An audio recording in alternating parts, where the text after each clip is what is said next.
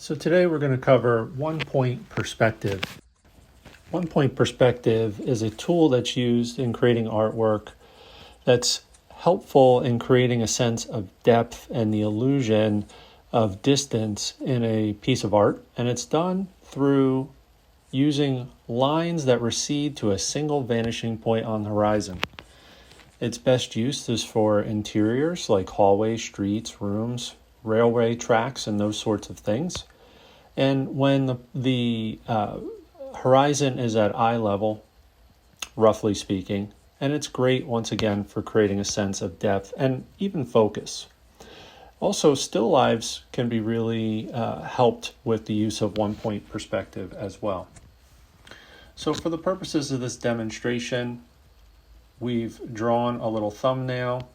We've created a random horizon line going across nearly the center, which is a definite no-no in most instances, but this is just an exercise demonstration for you.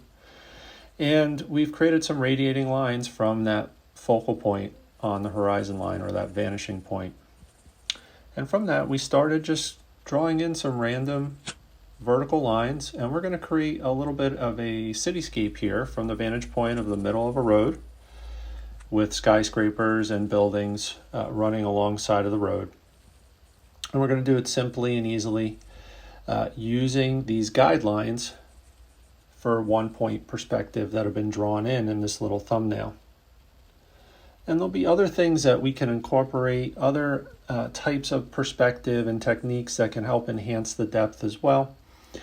But we're going to focus in on the use of one-point perspective here as the main tool for building a sense of depth. I'm going to dress it up a little bit, some sketches of some clouds getting larger as they get closer on that sky plane. And you may notice too, the buildings are getting a little bit wider as they get closer as well. Those are little things intended to help enhance the sense of depth and perspective. Now we're going to show an example of how one-point perspective can work for the use of an interior sort of setting. In this case, it'll be a still life where we're going to have the view of a table with plants and some books sitting on the table. And we're going to use one-point perspective here to create that sense of depth and three-dimensionality on this one-dimensional sheet of graph paper. So we're drawing in some lines to indicate a table with some legs. And you're starting hopefully now at this point to get a sense for what the scene is going to amount to. We have real sketchy sense of flowers, not really worrying about creating a beautiful image here for you. Just want to demonstrate how we can use those guidelines for one-point perspective to help with the building of a piece of artwork that's focusing in on a still life. Here we have some books on the table alongside of the planter and some bookends. And we're just going to add a little bit of shading and darken some of the lines just to make it a little easier to understand what's going on.